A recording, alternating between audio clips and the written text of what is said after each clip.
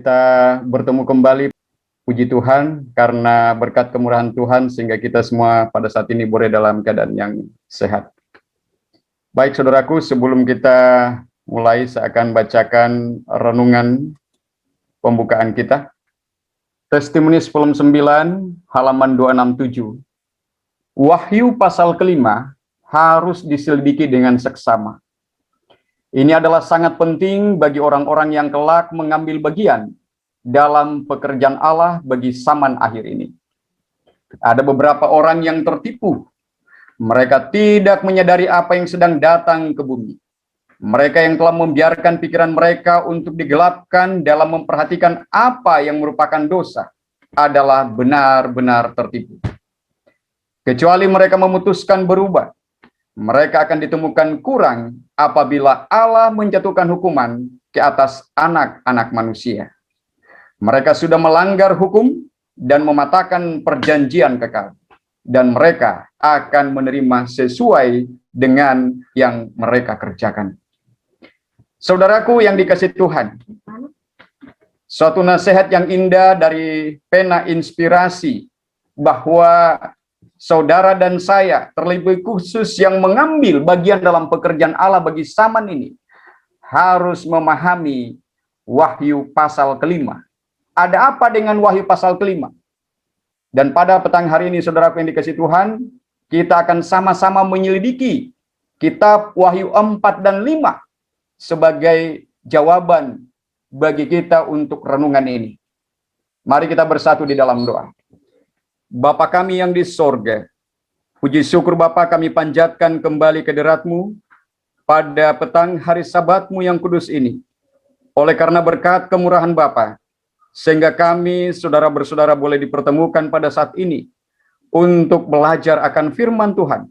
Satu pelajaran yang begitu mendalam sehubungan dengan pengadilan pemeriksaan yang diungkapkan melalui Wahyu pasal 4 dan 5. Untuk itu Bapa, kami mengundang kehadiran Tuhan melalui Roh-Mu. Sucikan hati kami, pendengaran dan penglihatan kami, agar supaya firman Tuhan yang kami akan pelajari sebentar ini, boleh kami mengerti dengan baik, dan itu boleh membawa perubahan yang lebih baik dalam kehidupan kami, menyucikan tabiat kami sehingga kami boleh dipersiapkan menjadi umat pilihan. Ampuni akan segala dosa dan kesalahan kami Tuhan. Di dalam nama Yesus kami berdoa. Amin.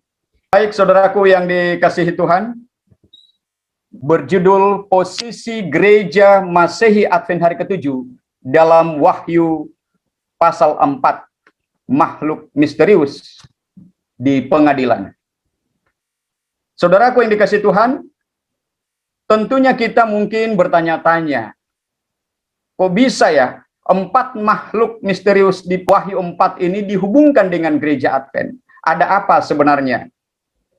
Dan karena ini dihubungkan dengan pengadilan, saudara-saudaraku yang dikasihi Tuhan, maka ini adalah suatu pelajaran yang begitu indah bagi kita sebagai umat Advent. Karena kita sebagai umat Advent yang percaya pekabaran 3 malaikat, memberitakan khusus masalah pengadilan pemeriksaan yang sudah dimulai sejak tanggal 22 Oktober 1844. Namun, belum pernah kita belajar mengenai bagaimana jalannya persidangan ini, sebagaimana yang digambarkan di dalam kitab Wahyu. Untuk itu, misteri 4 makhluk atau 4 binatang dalam Wahyu 4 dan 5 ini, kita akan pecahkan bersama-sama. Nasihat dari hamba Tuhan Ellen G. White di dalam Gospel Workers halaman 148 paragraf 1. Dia katakan, para pendeta harus menyampaikan perkataan nubuat yang pasti sebagai dasar iman Masehi Advent hari ke-7. Nubuatan Daniel dan Wahyu harus dipelajari dengan teliti. Dan sehubungan dengan nubuatan itu ada kata, lihatlah anak domba Allah yang menghapus dosa dunia. Saudaraku, begitu jelas dan tegas nasihat hamba Tuhan Ellen G. White ini, bahwa para pendeta harus menyampaikan perkataan nubuat yang pasti sebagai dasar iman dari gereja kita. Oleh karena itu, melalui pekabaran ini, kita akan mendapatkan perkataan nubuatan yang pasti sehubungan dengan takhta pengadilan, sehubungan dengan binatang misteri, 4 binatang misterius dari Wahyu 4 ini. Sehingga kita tidak akan bertanya-tanya atau menerka-nerka siapa sesungguhnya 4 binatang misterius ini. Kita lanjutkan. Wahyu pasal 4 dan 5. Saudaraku, saya tidak akan membaca ayatnya. Untuk itu saya menghimbau saudara masing-masing membuka Alkitab dan membaca ayat demi ayat. Dan saya akan jelaskan dan kita akan belajar melalui alat peraga, yaitu gambar, sebagai alat bantu. Karena dengan alat bantu gambar ini, kebenaran akan lebih ditanamkan, saudaraku. Jadi, kita akan mulai dari Wahyu pasal 4 ayat 1 sampai yang ke-11. Saudara boleh ikuti dari Alkitab ya, ayatnya. Nah, pertama, kalau kita buka Wahyu pasal 4 ayat 1, ya, apa yang dikatakan di sana? Yohanes melihat ada sebuah pintu terbuka di sorga. Pintu apa ini, saudaraku? Kalau kita datang kepada early writing halaman 42, jadi pintu ini tidak dibuka sampai perantaraan Yesus selesai di tempat kudus dari bait suci pada tahun 1844. Jadi pintu apa ini yang tadinya tertutup kemudian terbuka? Tentunya ini adalah pintu menuju ruangan bilik yang maha suci di sorga. Jadi karena ada 2 bilik, saudaraku, bilik suci dan bilik yang maha suci. Sebelum pengantaran Yesus di bilik suci selesai, maka pintu menuju ruangan yang maha suci itu akan tertutup. Tetapi tahun 1844, 20 Oktober, pekerjaan pengantaran Yesus di bilik suci telah selesai dan pintu menuju ruangan maha suci terbuka. Inilah yang dilihat oleh Yohanes Pewahyu. Kemudian kita lanjutkan, saudara. Lalu apa yang terjadi setelah Yohanes menyaksikan ya pintu ini terbuka dan dia melihat ke dalam? Ada apa yang dilihat? Apa yang dilihat, saudaraku? Ada sebuah takhta, di mana dia yang duduk di atas takhta ini wajahnya seperti permata yaspis dan permata sardis, dan ada sebuah pelangi yang melingkungi takhta. Kita lihat sebuah takhta. Seseorang yang duduk di atasnya adalah hakim. Hakim agung, saudaraku. Siapa dia? Yaitulah Allah Bapa. Wahyu 4 ayat yang kedua. Nah, pelangi yang melingkungi takhta ini adalah melambangkan kesetiaan Allah pada janji-janjinya. Bahwa apa yang dijanjikan Tuhan itu akan dipenuhinya. Kejadian 9 ayat 12 sampai 15 atau kemurahannya. Ya, dikutip dari buku Education halaman 177 paragraf yang ketiga. Kemudian Christ of Election halaman 148 paragraf 1. Pelangi yang melingkungi di sekitar takhta adalah jaminan bahwa Tuhan itu benar, bahwa dalam Dia tidak ada perubahan atau bayangan karena pertukaran. Ketika kita datang kepadanya untuk mengakui ketidaklayakan dan dosa kita, Dia telah berjanji kepadanya untuk memperhatikan tangisan kita. Cukup jelas, saudaraku yang dikasihi Tuhan? Jadi takhta yang disaksikan oleh Yohanes ini, takhta siapa ini, saudaraku? Ini adalah takhta Allah Bapa. Jadi sebuah takhta di mana Allah Bapa ini duduk sebagai hakim. Nah, mari kita lanjutkan. Kok disebut hakim di sini? Ada apa ini kira-kira? Mari kita lanjutkan. Buku The Acts of the Apostle, halaman 585 paragraf 1. Kita akan hubungkan kitab Daniel dan kitab Wahyu. Nah, ini sebagai petunjuk dari roh nubuat. Dalam buku Wahyu, segala buku kitab suci bertemu dan berakhir. Disinilah promosi tentang buku Daniel. Yang satu adalah nubuatan, yang lain adalah wahyu. Buku yang disegel bukan buku Wahyu, tetapi sebagian nubuatan Daniel yang menceritakan hari yang terakhir. Malaikat itu memberikan perintah, tetapi engkau, Daniel, sembunyikanlah segala firman itu dan meteraikanlah kitab itu sampai akhir zaman. Saudaraku, kita lihat bahwa buku Wahyu adalah pelengkap dari kitab Daniel. Dalam buku Wahyu segala buku bertemu dan berakhir, saudaraku. Oleh karena itu kita akan datang kepada kitab Daniel. Sebelum kita lanjut kepada kitab Daniel, kita akan baca kelanjutan daripada nasihat hamba Tuhan Ellen G. White, bahwa penglihatan yang dilihat oleh Yohanes Pewahyu ini adalah sama dengan yang dilihat oleh Nabi Daniel. Patriot and Prophets, halaman 356 paragraf 1 atau buku para nabi dan bapa. Seperti yang telah disebutkan, tempat suci duniawi dibangun oleh Musa sesuai dengan pola yang ditunjukkan dia di gunung. Dua tempat sucinya adalah pola dari perkara-perkara di surga. Kristus imam besar kita yang agung adalah pelayan tempat kudus dan tabernakel yang benar yang didirikan oleh Tuhan dan bukan manusia. Ibrani 9 ayat 23 dan Ibrani 8 ayat 2. Seperti dalam penglihatan, Rasul Yohanes diberi kesempatan melihat bait suci Allah di surga. Dia melihat di sana 7 pelita api menyala di depan takhta. Mari kita perhatikan, saudaraku, bahwa apa yang diperlihatkan kepada Yohanes ini adalah pemandangan mengenai bait suci. Jadi ini perlu kita garis bawahi dan perlu kita ingat bahwa ini adalah pemandangan mengenai bait suci yang dipersamakan dengan bait suci contoh di bumi. Ada 2 bilik juga di bumi ya. Jadi apa yang dicontoh di bumi itu adalah yang aslinya di sorga, saudaraku. Ada 2 bilik, bilik suci dan maha suci. Kemudian dia katakan selanjutnya, dia melihat seorang malaikat memiliki pedupan emas dan diberikan kepadanya banyak dupa, sehingga dia harus mempersembahkannya dengan doa semua orang kudus di atas mezbah emas yang ada di depan takhta. Wahyu 4 ayat 5 dan Wahyu 8 ayat 3. Di sini Nabi diizinkan untuk melihat ruangan pertama dari Ka'bah di surga. Dan dia melihat di sana 7 pelita api dan mezbah emas yang dilambangkan dengan kandil emas dan mezbah dupa di tempat kudus di bumi. Sekali lagi, bait Allah telah dibuka, Wahyu 11 ayat 19. Dan dia melihat ke dalam tirai, ke dalam ruangan yang maha suci. Di sini dia melihat tabut perjanjiannya, Wahyu 11 ayat 19. Yang dilambangkan oleh tabut suci yang dibangun oleh Musa untuk menampung hukum Allah. Selanjutnya, Ellen G. White mengatakan, dan Yohanes berkata bahwa dia melihat bait suci di surga. Bait suci itu, di mana Yesus melayani untuk kita, adalah asli yang agung.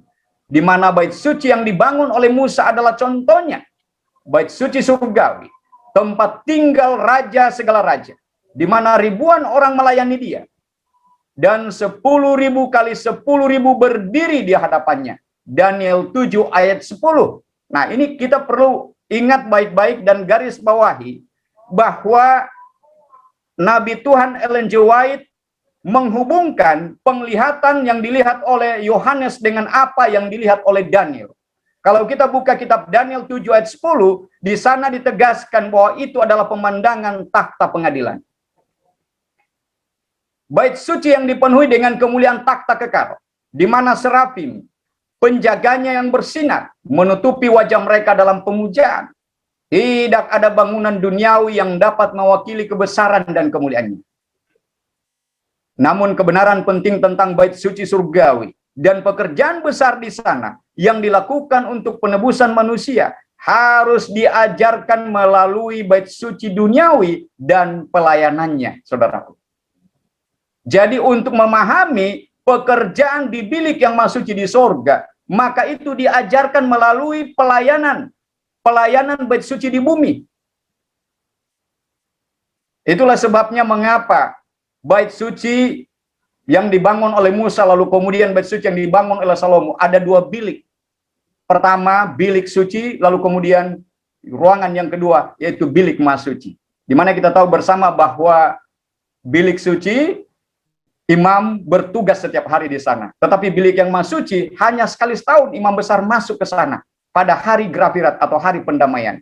Ternyata hari Grafirat itu yang sesungguhnya adalah dimulai yang di sorga tahun 1844. Hari pendamaian, hari penghapusan dosa-dosa dari kitab catatan. Ini luar biasa, saudaraku. Namun kita tidak belajar secara khusus mengenai Ka'bah ini, tapi kita belajar mengenai pemandangan pengadilan pemeriksaan, saudaraku. Inilah yang kita bahas pada webinar ke-14 ini. Mari kita lanjutkan. Daniel 7 ayat 9 dan 10. Dikatakan, sementara aku terus melihat, takhta-takhta diletakkan, lalu duduklah yang lanjut usianya. Pakaiannya putih seperti salju, dan rambutnya bersih seperti bulu domba. kursinya dari nyala api dengan roda-rodanya dari api yang berkobar-kobar. Ayat yang ke-10, suatu sungai api timbul dan mengalir dari hadapannya. 1000 kali beribu-ribu melayani dia, dan berlaksa kali berlaksa-laksa berdiri di hadapannya. Lalu duduklah majelis pengadilan, dan dibukalah kitab-kitab. Jadi jelas Nabi Daniel memberikan suatu kepastian bagi kita, bahwa apa yang dilihatnya di dalam pemandangan Daniel 7, ayat 9 dan 10 ini adalah pemandangan takhta pengadilan. Dan melalui penjelasan pena inspirasi tadi, petunjuk dari pena inspirasi, di mana hamba Tuhan, Nabi Tuhan Ellen G. White menghubungkan antara Wahyu 4 dan Daniel 7, bahwa ini adalah pemandangan takhta pengadilan. Mari kita lihat, saudaraku, bahwa Daniel melihat apa yang dilihat oleh Yohanes. Jadi pemandangan yang sama ya. Jadi apa yang disaksikan oleh Daniel sama dengan yang dilihat oleh Yohanes. Kesimpulannya adalah Daniel melihat penghukuman sedang akan berlangsung dan menyebutkan hal itu sebanyak 2 kali. Jadi Daniel melihat pemandangan takhta pengadilan ini dan dia menyebut hal itu 2 kali. Pertama, sesudah munculnya tanduk kecil, Daniel 7 ayat 9 dan 10. Dan kedua, sebelum orang-orang suci memiliki kerajaan, Daniel 7 ayat 22. Jadi Nabi Daniel menyebut 2 kali mengenai persidangan ini, saudaraku. Di ayat Daniel 7 ayat 9 dan 10, sesudah munculnya tanduk kecil, dan kedua, sebelum orang-orang suci memiliki kerajaan, Daniel 7 ayat 22. Dan poin kedua, Yohanes melihat keseluruhan kejadian sidang penghukuman itu dan menjabarkannya dalam 3 bagian. Jadi kalau Yohanes melihat bagaimana sidang penghukuman itu akan dimulai, jadi akan berlangsung ya. Tetapi Yohanes menyaksikan keseluruhan kejadian sidang penghukuman itu, dan kemudian dia menjabarkannya dalam 3 bagian. Dalam 3 kedudukan yang berbeda, saudaraku. Pertama, sebelum diam setengah jam, Wahyu 8 ayat 1. Dan kedua, sesudahnya, atau sesudah diam setengah jam. Dan ketiga, bagian ketiga persidangan ini, yaitulah persidangan selama 1000 tahun. Wahyu 20 ayat 11 dan 12. Jadi, bagian ketiga ini, saudaraku, kalau saudara dan saya setia dan selamat, kita akan menjadi hakim bersama-sama dengan Yesus selama 1000 tahun. Pada tahap ketiga dari pengadilan. Peristiwa-peristiwa ini terjadi sesudah zaman Yohanes. Wahyu 1 ayat 1 dan 19.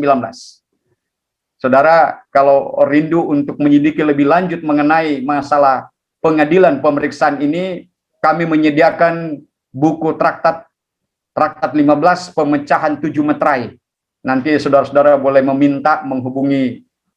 Kemudian kita lihat, saudaraku, pemandangan apakah ini? Tadi kita sudah dengarkan baik dari kitab Daniel maupun Roh Nubuat dan juga Wahyu pasal 4. Namun kita akan terus membaca Wahyu 4 ayat yang ke-3 dan seterusnya ya.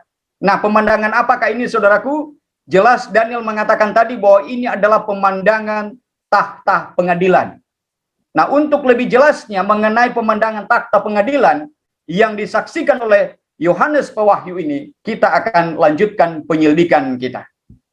Di ayat yang keempat, saudaraku, Yohanes menyaksikan bukan hanya sebuah takhta lagi, tetapi kemudian ada 24 takhta.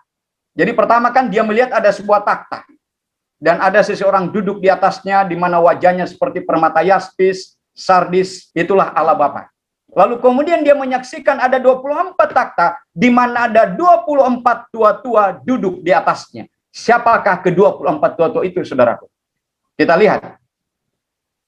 24 tua-tua ini adalah mereka yang telah ditebus dari bumi, saudaraku. Mereka adalah dari antara orang-orang yang naik bersama Kristus.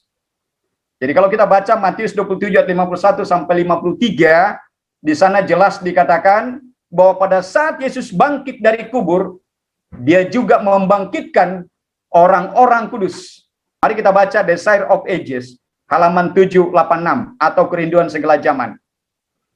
Apa yang dikatakan di sana? Saat Kristus bangkit, dia membawa banyak tawanan dari kubur.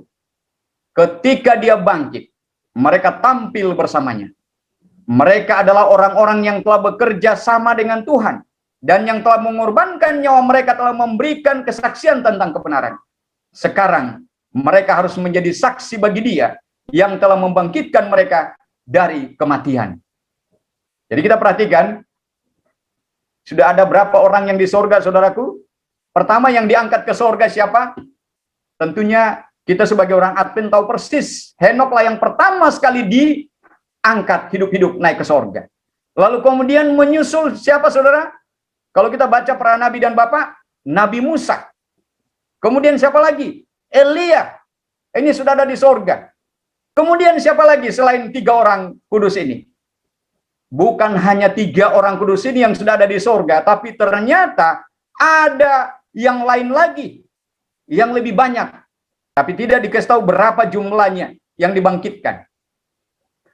Mereka yang bangkit bersama-sama dengan Kristus. Dan mereka, sebagian ini sudah ada bersama-sama dengan Yesus pada takhta pengadilan. Dari mana kita tahu bahwa mereka ini adalah orang-orang yang ditebus dari bumi ini? Dari pengakuan mereka sendiri. Kita lanjutkan, saudara. Mari kita baca Wahyu 5 ayat 8 dan 9. Saya tidak mengambil keseluruhan ayatnya, saudara juga boleh lihat, cek bahasa Inggrisnya ke King James ya, saudara boleh buka di dalam Wahyu 5 ayat 8 dan 9. King James-nya, ini saya ada tampilkan di slide. Dikatakan di sana, pada saat anak domba mengambil kitab itu, kitab yang diseliling 7 meterai, saudara boleh baca lengkap ayatnya ini, maka tersungkurlah keempat makhluk, dan ke-24 tua-tua di hadapan anak domba. Apa kata mereka? Layaklah engkau mengambil kitab itu dan membuka meterainya. Karena engkau sudah tersembelih dan sudah menebus kami bagi Allah oleh darahmu dari setiap suku dan bahasa dan umat dan bangsa. Kita perhatikan, saudaraku. Jadi 24 tua-tua ini menyembah anak domba. Dan mereka mengatakan, layaklah engkau mengambil kitab itu dan membuka meterai-meterainya, karena engkau sudah disembelih dan sudah menebus kami bagi Allah oleh darahmu.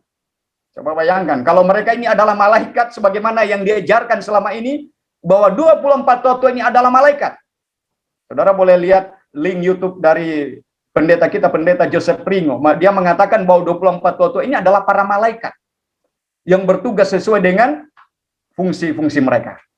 Tetapi dari Wahyu 5 ayat 8 dan 9 ini jelas kita lihat bahwa 24 tua-tua ini bukanlah malaikat. Karena malaikat tidak pernah ditebus. Hanya manusia yang telah ditebus, saudara-saudaraku. Jadi kita lihat ya, dan sudah menebus kami bagi Allah oleh darahmu. Jadi siapakah mereka ini? Tentunya mereka adalah orang-orang yang dibangkitkan bersama-sama dengan Yesus. Dan mereka telah dihadirkan di dalam takhta pengadilan ini. Untuk apa mereka hadir di sana, saudara? Jadi mereka ini menjadi juri di sana.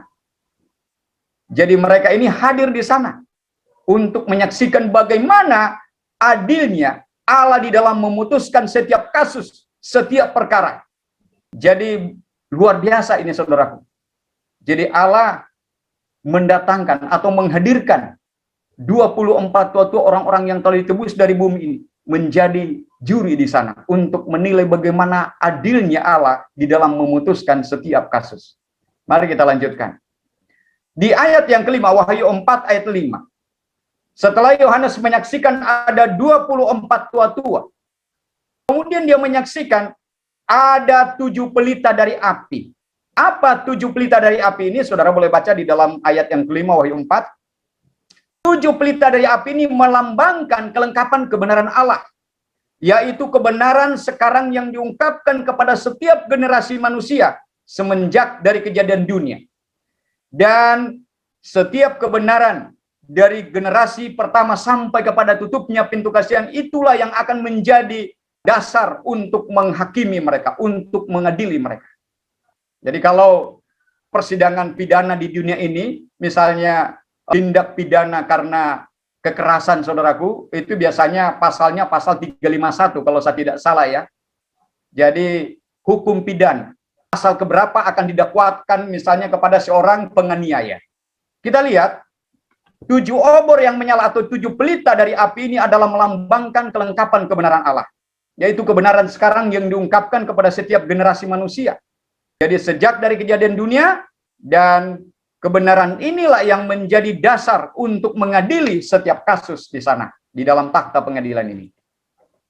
Kita lanjutkan ayat 6, Wahyu 4 ayat 6, sama dengan Daniel 7 ayat 10. Yohanes juga melihat ada lautan kaca.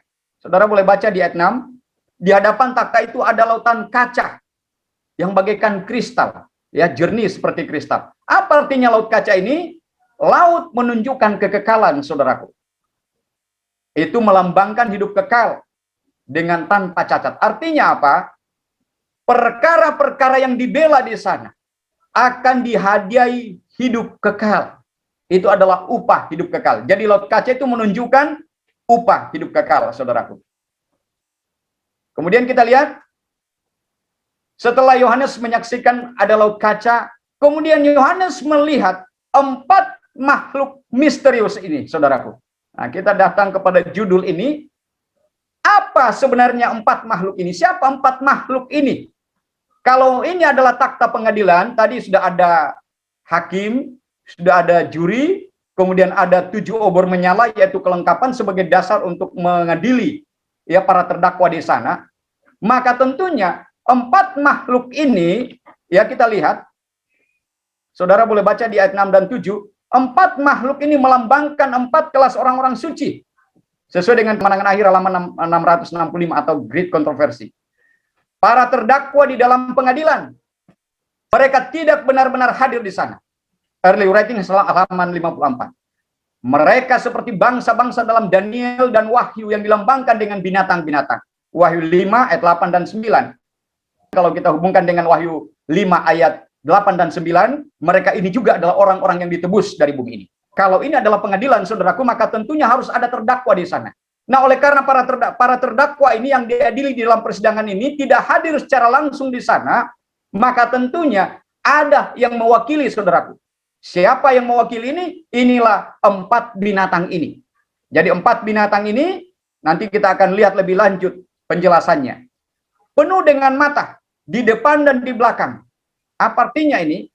Jadi mata memberikan terang kepada tubuh dan menyediakan penglihatan, saudaraku. Itu menunjukkan bahwa umat Allah mempunyai cukup terang. Kemarin, sekarang, dan yang akan datang. Dalam setiap zaman. Jadi memiliki cukup terang untuk mampu menyelamatkan mereka dalam setiap generasi. Contoh misalnya pekabaran di zaman Nuh. Apa pekabaran di zaman itu? Kebenaran di zaman itu. Itu sudah menjadi ukuran bagi mereka untuk selamat. Dan apa pekabaran bagi zaman kita ini? Kebenaran bagi zaman kita ini sudah mampu menyelamatkan kita. Jadi setiap zaman ada kebenaran yang diberikan. Lalu kemudian early writing halaman 92, apa yang dikatakan? Saya menoleh untuk melihat rombongan besar orang banyak yang masih membungkuk di hadapan takhta. Sekarang rombongan yang berdoa ini berada di dalam keadaan fana ini, di bumi. Namun ditunjukkan kepada saya sebagai sujud di hadapan takhta.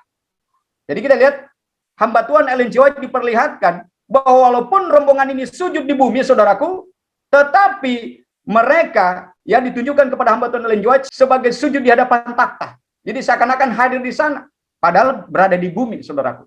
Jadi 4 makhluk ini atau 4 binatang ini mewakili 4 kelas orang-orang yang akan diperiksa perkaranya di pengadilan Wahyu 4 dan 5 ini. Jadi sama dengan binatang-binatang yang digambarkan di dalam kitab Daniel. Itu melambangkan bangsa-bangsa. Oleh karena itu, 4 binatang ini adalah melambangkan bangsa-bangsa atau umat yang akan diadili dalam persidangan. Kita lanjutkan untuk lebih jelasnya. Kita lihat Wahyu 5 ayat 8 dan 9. Apa betul mereka ini adalah orang-orang yang ditebus juga dari bumi? Kembali saya ulangi. Wahyu 5 ayat 8 dan 9. Tersungkurlah keempat makhluk dan ke-24 tua-tua di hadapan anak domba. Kita garis bawah ini, saudaraku.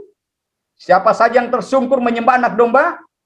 4 makhluk dan ke-24 tua-tua. Apa yang mereka katakan? Layaklah engkau mengambil kitab itu dan membuka meterai-meterainya. Karena engkau sudah tersembelih dan sudah menebus kami bagi Allah oleh darahmu. Jadi kita lihat, empat makhluk ini menyatakan ya bahwa mereka adalah orang yang ditebus. Mereka ini ditebus oleh darah anak domba. Jadi sekali lagi, hanya manusia yang sudah ditebus, saudaraku. Tetapi pengajaran yang kita terima selama ini, empat makhluk ini adalah para malaikat juga. Wah, ini agak lucu ya kalau kita mengatakan empat makhluk ini adalah para malaikat. Sementara hanya manusia yang sudah ditebus. Malaikat tidak pernah ditebus, saudaraku. Jadi kalau kita katakan empat makhluk ini adalah malaikat, berlawanan dengan kitab suci dan roh nubuat. Mari kita lihat empat makhluk misterius. Karena mereka ini adalah para terdakwa. Di manakah posisi umat Seventh-day Adventist atau umat Masehi Advent hari ke-7 di empat binatang ini? Karena mereka ini adalah para terdakwa. Kita lihat binatang yang pertama adalah singa. Jadi empat binatang ini memiliki wajah yang berlainan satu dengan yang lain. Pertama, seperti singa. Jadi, siapa ini? Dia mewakili umat yang mana ini?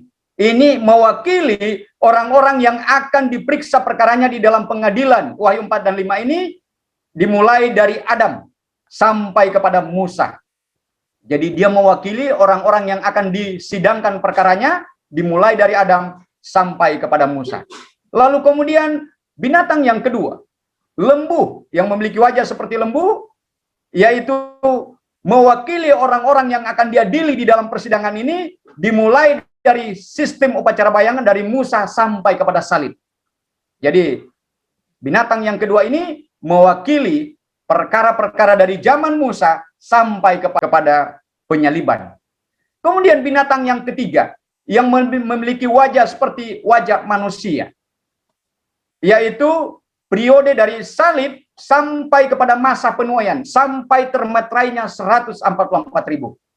Jadi binatang yang ketiga yang memiliki wajah seperti wajah manusia ini mewakili orang-orang yang akan disidangkan di dalam persidangan ini, dimulai dari penyaliban sampai kepada termeterainya 144.000. Lalu kemudian Raja Wali. Raja Wali adalah binatang yang keempat, mewakili orang-orang yang akan dibela perkaranya dalam periode di mana sidang akan diubahkan, atau dalam periode masa seruan keras sidang akan diubahkan, yaitu rombongan besar. Di manakah posisi umat Advent di sini, saudaraku? Di mana dia posisinya? Kita lihat ada di binatang yang ketiga ini. Kita lihat ini ya, tanda panah ini. Jadi umat Advent berada pada binatang yang ketiga ini yang memiliki wajah seperti wajah manusia. Dan binatang yang ketiga ini adalah penentu, saudaraku, sebenarnya untuk melangkah kepada penghukuman orang hidup. Kita umat Advent ini penentu sekarang. Karena penghukuman yang sudah dimulai sejak tahun 1844 sampai hari ini masih berlangsung di sorga. Nanti kita baca kutipannya. Dan tidak lama lagi akan berlanjut kepada kasus orang-orang yang masih hidup, saudaraku. Nah, kalau saya tanya kepada kita hari ini, apakah kita yang masih hidup ini, saudaraku, sudah dihakimi ke kita atau tidak? Kira-kira bagaimana nih? Tentunya, ya, belum, saudaraku. Kita yang masih hidup ini belum diadili. Kalau dalam status pengadilan dunia ini, status kita ini masih tersangka, saudaraku. Kalau BAP kita sudah selesai, maka status kita akan ditingkatkan menjadi seorang terdakwa. Bagi saudara-saudara kita yang sudah diistirahatkan, termasuk Nabi kita sendiri, Nyonya Ellen G. White, itu berkasnya sudah selesai, saudaraku. Sudah selesai ditulis. Tinggal disidangkan. Nah, kapan dia disidangkan? Tentunya, ya kita tidak tahu. Yang jelasnya proses pengadilan sudah dimulai dari 1844 kepada siapa? Nanti kita lihat kutipannya. Jadi kita, sekali lagi, kita yang masih hidup ini belum diadili. Kita belum dijadikan terdakwa, tapi kita masih tersangka. Kenapa saya katakan kita masih tersangka? Karena BAP kita sementara dibuat, saudaraku. Sementara dibuat pencatatan. Hari ini pun, saudaraku yang dikasih Tuhan, sementara kita mengikuti webinar ini, ada malaikat pencatat berada di samping kita mencatat apa yang sedang kita buat. BAP kita sementara dibuat, saudaraku. Belum selesai pencatatan. Baik dan buruknya kita hari ini masih terus dicatat. Mari kita lanjutkan, saudaraku. Selanjutnya, Yohanes Pewahyu menyaksikan kitab yang dimeterai dengan 7 meterai, Wahyu 5 ayat 1, di tangan kanan dia yang duduk di atas takhta. Kitab apa ini? Mari kita lihat Wahyu 5 ayat 1. Itu adalah kitab kehidupan atau kitab anak domba yang memutuskan nasib dari setiap manusia. Kita boleh baca dalam Keluaran 32 ayat 13, Wahyu 13 ayat 8, Wahyu 20 ayat 12, Wahyu 22 ayat 19, dan kemenangan akhir halaman 483, paragraf 1 atau The Great Controversy. Lalu kemudian buku Christ of Election halaman 294, paragraf 1.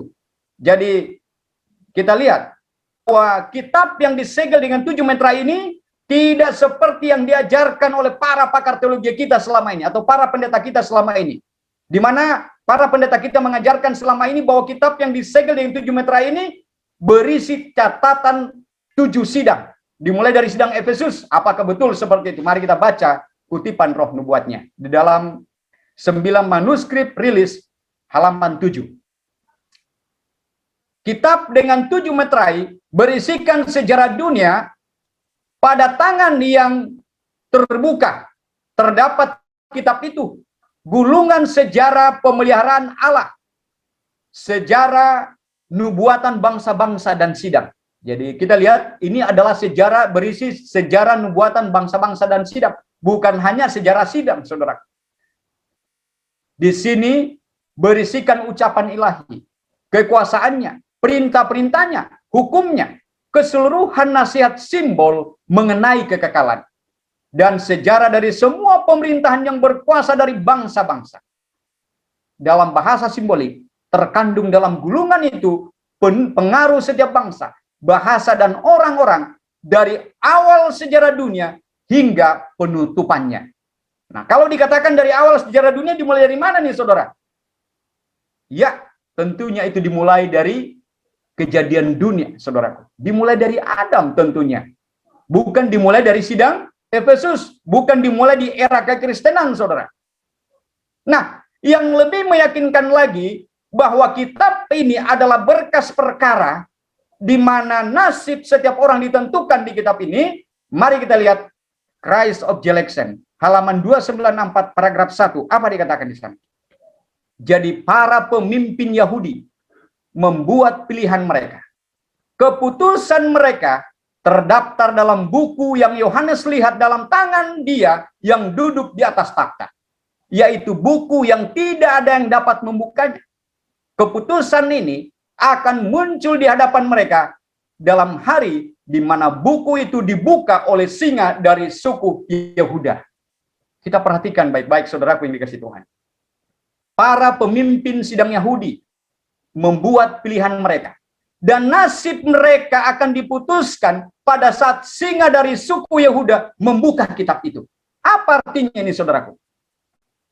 Kalau kita datang ke Wahyu pasal 5 ayat 1 dan 2. Mengapa Yohanes menangis? Pada saat seorang malaikat berseru dengan suara yang keras. Siapakah yang sanggup mengambil kitab itu dan membuka meterai-meterainya?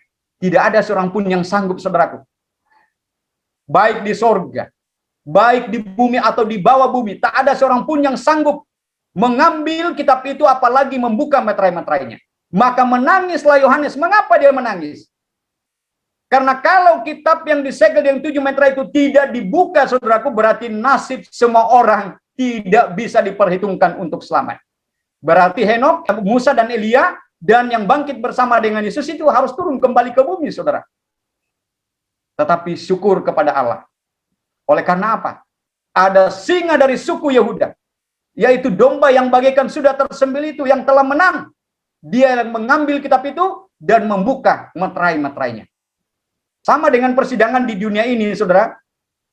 Jadi walaupun komponen persidangan sudah lengkap, tapi kalau kitab yang disegel yang 7 meterai ini tidak dibuka, atau berkas perkaranya tidak ada, sudah ada hakim agungnya, sudah ada pembela, sudah ada terdakwa, sudah ada saksi-saksi, sudah ada hukum di mana mereka akan dituntut oleh hukum itu, yaitu kebenaran.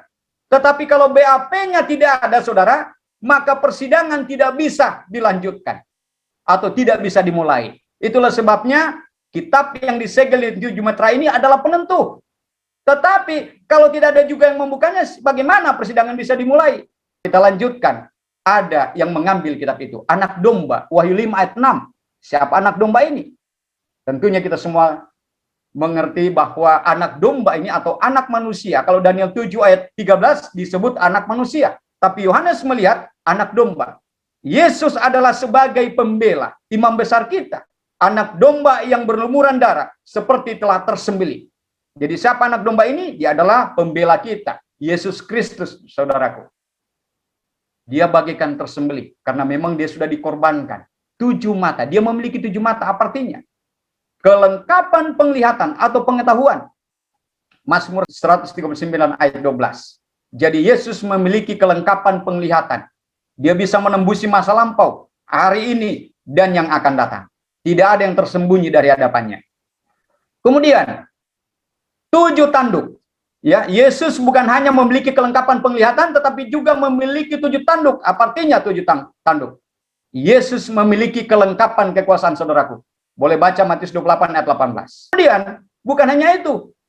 Dia juga memiliki 7 roh dari Allah. Apa artinya ini? Roh Allah yang bekerja dalam segala zaman. Yohanes 14 ayat 26. Lalu kemudian, setelah lengkap komponen persidangan tadi, ada hakim agung, kemudian ada 24 tua-tua, dewan juri, para juri, kemudian ada kitab yang disegel, ada 7 obor, yaitu kebenaran oleh mana mereka akan dituntut, lalu kemudian ada buku yang disegel di 7 meterai, lalu kemudian ada pembela. Di sekeliling takhta itu ada para saksi, saudaraku. Para saksi ini tercatat di dalam Wahyu pasal 5 ayat yang ke-11. Sama dengan Daniel pasal 7 juga ada di sana. Jadi para saksi ini adalah para malaikat. Mereka adalah saksi-saksi. Mereka mencatat dan bersaksi bagi setiap peristiwa. Kemenangan akhir halaman 486 atau Great Controversy halaman 486 paragraf 3. Saudaraku, selama ini juga kita diajarkan bahwa pada saat Yesus bangkit, naik ke surga langsung menuju ke ruangan bilik yang maha suci. Wahyu 4 ini. Kita lihat ini. Early rating halaman 55 paragraf 1. Kapan Bapa dan Yesus pindah ke bilik yang maha suci? Saya melihat Bapa bangkit dari takhta. Dan dengan kereta yang menyala pergi ke ruangan maha kudus di dalam tirai dan duduk. Kemudian Yesus bangkit dari takhta. Dan sebagian besar dari mereka yang sujud bangkit bersamanya. Kemudian kereta yang berawan itu. Dengan roda seperti api yang menyala-nyala.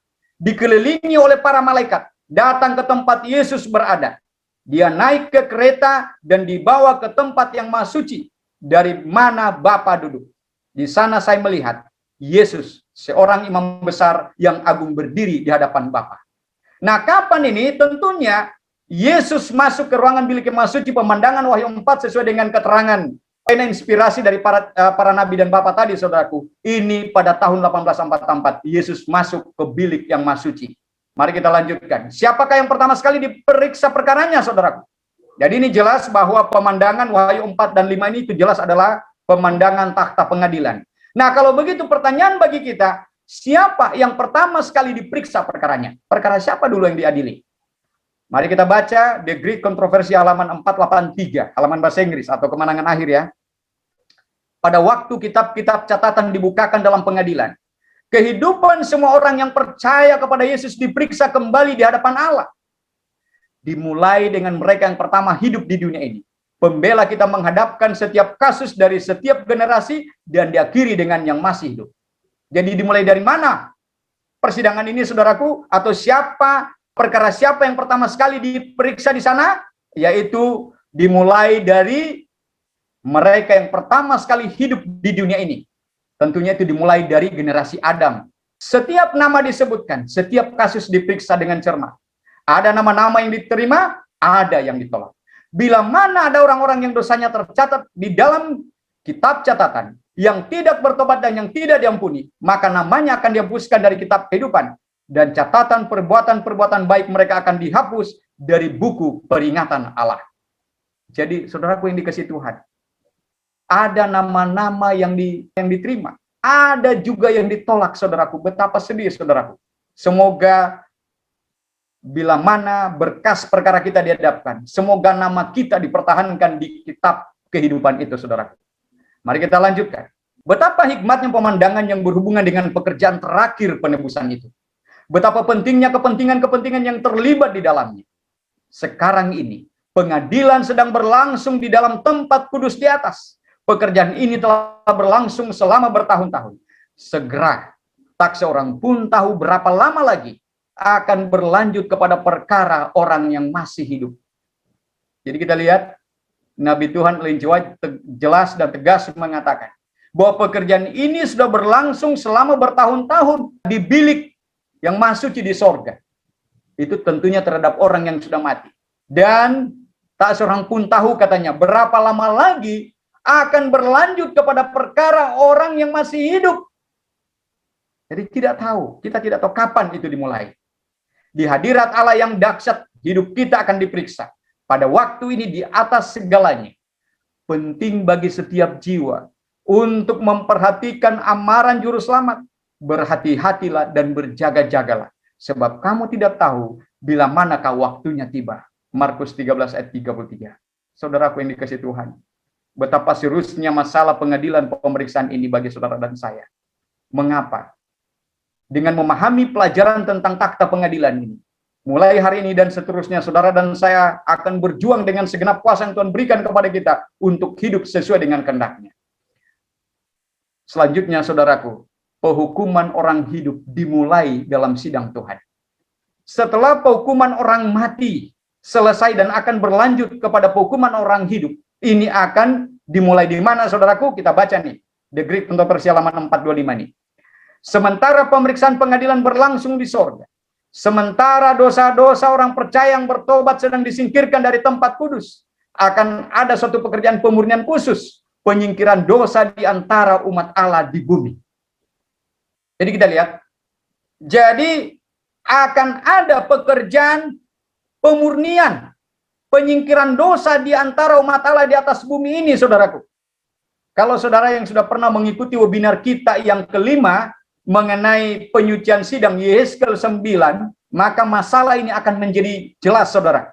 Bahwa pekerjaan penghukuman orang hidup itu dimulai dengan penggenapan Yehezkel 9. 1 Petrus 4 ayat yang ke-17 mengatakan, karena sekarang telah tiba saatnya penghakiman dimulai dan pada rumah Allah sendiri yang harus pertama-tama dihakimi. Dan jika penghakiman itu dimulai pada kita, bagaimanakah kesudahannya dengan mereka yang tidak percaya pada Injil Allah? Jadi kita perhatikan, saudaraku, siapa yang akan pertama dihakimi ini? Rumah Allah sendiri, sidangnya. Jadi penghakiman orang hidup dimulai kepada sidang Tuhan. Pertanyaan adalah, apa perbedaan penghakiman orang mati dan penghakiman orang hidup, saudaraku? Kalau penghakiman orang mati itu suatu penataan buku kembali. Sementara catatan-catatan kehidupan orang yang sudah meninggal ini diperiksa di sorga, tubuh-tubuh mereka di dalam kubur, saudaraku. Tapi kalau pengadilan orang hidup, berkasnya diperiksa, tubuhnya dipisah, saudaraku. Jadi pemisahan secara fisik itu pengadilan orang hidup. Jadi sementara mereka hidup, namanya juga dipisah di sorga, tubuhnya pun dipisah secara fisik. Itulah penghakiman orang hidup. Apakah ada bukti Alkitab? Ya, mari kita lihat. Bukti Alkitab adanya penghukuman bagi orang hidup. Kalau kita baca tadi Wahyu 4 ayat 5, kita perhatikan di sana, bahwa pada saat persidangan itu dimulai bagi orang mati, ya, penghukuman bagi orang mati ditandai dengan ada bunyi kilat, saudaraku. Ada kilat, kemudian guntur, dan suara-suara. Ketiga unsur ini, yaitu kilat, guntur, dan suara-suara ini menandakan bahwa penghukuman itu sedang berlangsung. Bagaimana pada saat penghukuman orang hidup ini? Ada terbalik. Ini mari kita perhatikan ini. Tadi kita sudah belajar bahwa Yohanes membagi 3 tahap persidangan ini dalam 3 bagian yang berbeda. Persidangan bagi orang mati sebelum diam setengah jam. Kalau kita buka Wahyu pasal 8 ayat 1, pada saat anak domba membuka meterai yang ke-7, maka terjadilah diam setengah jam di sorga. Yang apa artinya diam? Karena pada saat pembukaan sidang itu ada kilat, ada guntur, ada suara-suara. Ditandai dengan bunyi kilat, guntur-guntur, dan suara-suara. Itu pada pembukaan sidang pertama. Tetapi pada saat pengadilan orang hidup mau dimulai, terjadi diam setengah jam, saudaraku. Kita perhatikan ini. Di sorga terdiam. Ya, suara-suara itu, bunyi-bunyi kilat, guntur, suara-suara ini terhenti. Tetapi kemudian sesudah diam setengah jam, persidangan tahap kedua dimulai. Lalu kembali terdengar bunyi tadi. Tetapi terbalik bunyi-bunyi ini, saudaraku. Kita perlihat pertama sekali, Wahyu 8 ayat 5 ini, suara-suara yang pertama. Kemudian kedua, guntur-guntur. Kemudian ketiga, kilat-kilat. Kemudian gempa bumi. Jadi menandakan bahwa penghukuman orang hidup dimulai, saudaraku.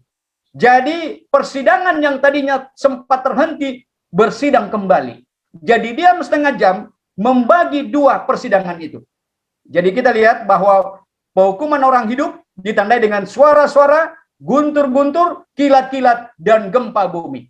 Wahyu 4 ayat 5 tidak ada gempa bumi. Apa artinya? Bahwa penghukuman ini meluas sampai ke bumi. Karena penghukuman orang hidup itu bukan hanya pemisahan nama-nama, tetapi juga fisiknya dipisah di bumi ini. Kita lanjutkan. Great Controversy halaman 486 paragraf 3. Alangkah hikmatnya dan hebatnya pemikiran ini.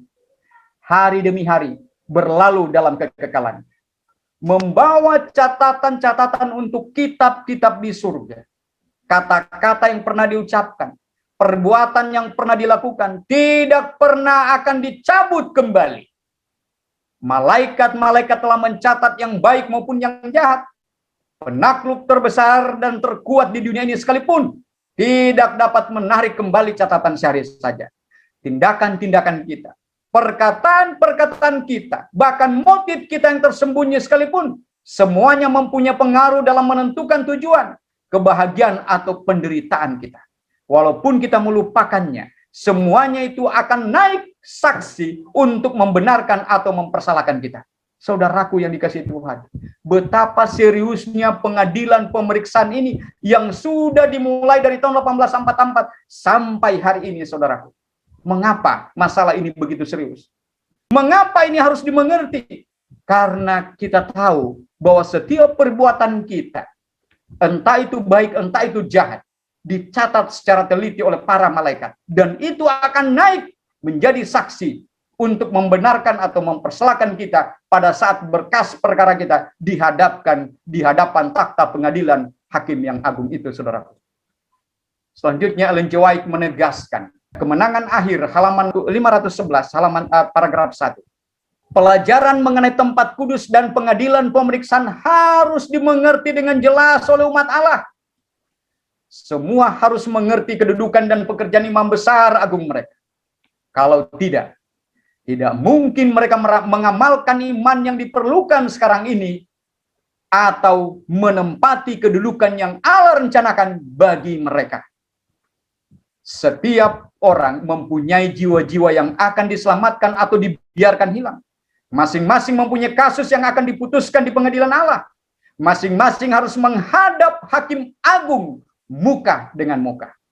Betapa pentingnya agar setiap pikiran masing-masing memikirkan pemandangan yang sungguh-sungguh dan hikmat pada waktu pengadilan dimulai dan kitab-kitab dibukakan. Bila mana bersama Daniel, setiap orang harus berdiri sendiri pada hari kesudahan. Saudaraku yang dikasihi Tuhan, begitu jelas dan tegasnya amaran Nabi kita Ellen G. White bahwa pelajaran mengenai tempat kudus dan pengadilan pemeriksaan ini harus dimengerti dengan jelas oleh umat Allah. Mengapa sekali lagi masalah ini harus dimengerti, saudaraku? Mengapa kita harus mengerti kedudukan dan pekerjaan imam besar kita saat ini di surga, saudaraku? Karena kalau masalah ini kita tidak mengerti, Nabi jelas mengatakan bahwa tidak mungkin kita bisa mengamalkan iman kita. Dan tidak mungkin kita bisa menduduki atau menempati kedudukan yang Allah rencanakan bagi kita. Itulah sebabnya, saudaraku, kalau kita ingin memperoleh bagian yang sudah disediakan bagi kita, yang sudah dijanjikan Bapa bagi kita. Maka kita harus memahami masalah ini supaya kehidupan kita dibaharui dari hari ke hari. Untuk itu mari kita datang kepada kesimpulan. Sebagai kesimpulan, pemandangan Wahyu 4 dan 5 ini jelas itu adalah pemandangan tahta pengadilan, saudaraku. Mengapa? Karena itu terdiri pertama sekali. Pertama, ada hakim agung di sana, yaitu Allah Bapa, yaitu sebuah takhta tadi. Lalu kemudian ada pembela, yaitu domba yang sudah tersembelih, Yesus Kristus. Lalu kemudian juri, yaitu 24 tua-tua. Pengadilan yang lebih cocok dengan gambaran Wahyu 4 ini adalah sama dengan pengadilan di Amerika, saudara. Ada dewan jurinya yang menilai bagaimana adilnya persidangan itu. Jadi 24 tua-tua itu adalah dewan juri, saudara. Jadi mereka dihadirkan di sana untuk melihat bagaimana adilnya Allah itu, ikut menilai persidangan itu, saudaraku. Ini luar biasa ini. Orang yang ditebus oleh Yesus dihadirkan di sana, di dalam pengadilan itu. Dan kalau kita selamat, saudaraku, kita juga akan menjadi hakim selama 1000 tahun. Bukan hanya orang jahat yang kita hakimi nanti, tetapi bahkan malaikat-malaikat jahat, Lucifer yang telah menjadi iblis, akan kita putuskan nasibnya dalam pengadilan bagian ketiga selama 1000 tahun. Jadi untuk itu, saudaraku, betapa bersukacitanya kita. Kita harus memahami masalah ini, dan kita akan menempati kedudukan yang sudah disediakan, yang sudah direncanakan Allah bagi kita. Kita akan menjadi hakim nantinya. Kalau hari ini mungkin kita, ya saya bukan latar belakang seorang ahli hukum, tetapi melalui kebenaran ini, kalau saya setia, saudara juga setia, selamat, kita akan menjadi hakim pada akhirnya selama 1000 tahun. Lalu kemudian ada terdakwa. Siapa terdakwa tadi, saudaraku? 4 binatang. Di mana posisi umat Masehi Advent hari ke-7 di binatang yang ketiga dan penentu bagi penghakiman orang hidup. Jadi binatang yang ketiga, yang wajahnya seperti wajah manusia ini, disinilah posisi gereja kita. Jadi saudara dan saya berada di binatang yang ketiga. Wajahnya seperti wajah manusia. Kita lihat ini, saudara. Jadi di binatang yang ketiga ini, yang memiliki wajah seperti wajah manusia ini, lah gereja kita. Posisinya berada di sini, saudaraku. Jadi siapa binatang misterius ini? Sekali lagi, mereka adalah orang-orang yang akan ditebus, yang akan diadili di sana. Jadi 4 makhluk ini mewakili orang-orang yang akan diperiksa perkaranya. 4 kelas umat tebusan yang akan diadili dalam pengadilan Wahyu 4 dan 5 ini. Kita sebagai orang Advent penentu untuk melangkah kepada penghukuman orang hidup. Jadi betapa seriusnya masalah ini. Nah, kemudian 7 pelita yang menyala melambangkan kelengkapan kebenaran Allah, yaitu kebenaran sekarang yang diungkapkan kepada setiap generasi manusia semenjak dari kejadian dunia, oleh mana mereka akan diadili. Jadi kita lihat ini, ada 7 obor atau 7 pelita yang menyala-nyala ini, yaitu melambangkan kelengkapan kebenaran. Lalu kemudian umat itu atau setiap orang akan diadili berdasarkan kebenaran yang sudah dipercayakan kepada mereka dari generasi ke generasi, dari permulaan dunia sampai kepada akhir sejarah dunia, sampai kepada penutupan pintu kasihan. Lalu kemudian ada laut kaca, saudaraku. Ini laut kaca ini. Jadi laut kaca jernih seperti kristal ini adalah upah hidup kekal, akan menjadi upah bagi setiap orang yang dibela perkaranya. Itu lambang daripada kehidupan kekal, saudaraku, bahwa setiap kasus yang dibela di sini akan memperoleh upah hidup kekal. Lalu kemudian kitab yang tersegel dengan 7 metra ini. Kitab yang tersegel dengan 7 metra ini adalah melambangkan kitab anak domba atau kitab kehidupan. Nasib semua orang ditentukan di dalam kitab ini, saudaraku. Ada tercatat di sana apa enggak nih? Lalu kemudian ada para saksi. Ada para saksi ini oleh karena keadaan tidak memungkinkan, jadi gambar daripada malaikat kita tidak tampilkan di sini, saudaraku. Jadi para saksi ini di Wahyu 5 ayat 11 itu adalah berlaksa-laksa dan beribu-ribu malaikat. Mereka adalah para saksi yang mencatat nasib semua umat manusia yang disidangkan di sana. Baik, jadi inilah pelajaran kita, posisi daripada Gereja masih tertuju pada 4 binatang yang misterius ini, yaitu berada pada binatang yang ketiga ini, saudaraku.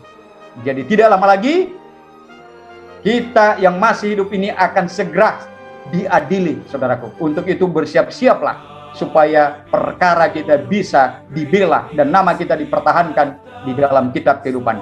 Kiranya Tuhan menolong dan memberkati kita, sementara berkas perkara kita dipersiapkan. Marilah kita mempertebal buku peringatan kita dengan catatan kebaikan, catatan kesetiaan saudara-saudaraku. Mulai hari ini dan seterusnya, kita harus berjuang untuk terus setia dan bertahan di dalam kebenaran sampai Maranatha. Praise the Lord, let the earth hear